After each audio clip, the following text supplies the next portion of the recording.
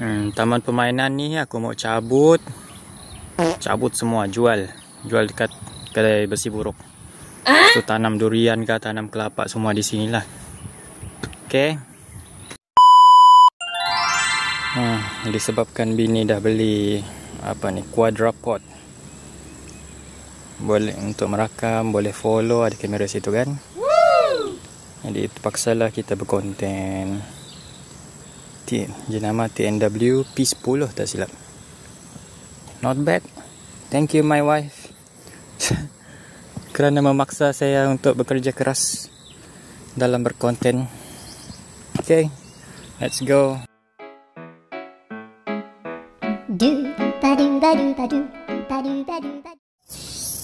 Okay, saya pakai baja yang ini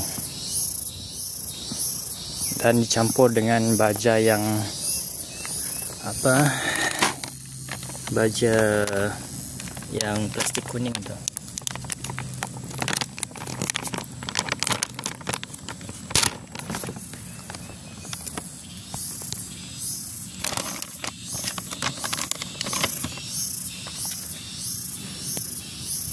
Okay, yang kamu tengok tu baja yang berketul tu, baja yang dalam plastik kuning, baja tai ayam. Lepas tu dicampur dengan baja kompos yang plastik hijau ni. Dua-dua dari DIY. Kalau pakai ni, InsyaAllah pokok yang kecil-kecil macam ni memang cepatlah naik dia. Nanti next week kita tunjuk lagi apa progress dia.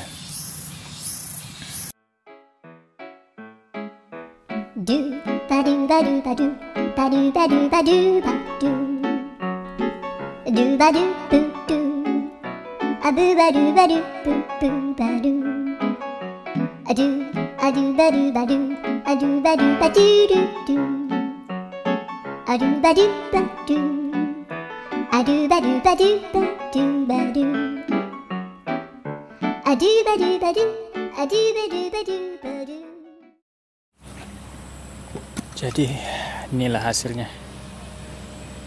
Okay, bolehlah lepas ni boleh membakar dah. Ada avocado. Itu avocado. Tu yang kecil atas. Ni. Avocado, labu, mata kucing, labu, pisang, labu, durian. Labu ni bagus, dia mengekalkan air di dalam tanah sebab dia punya daun rimbun, jadi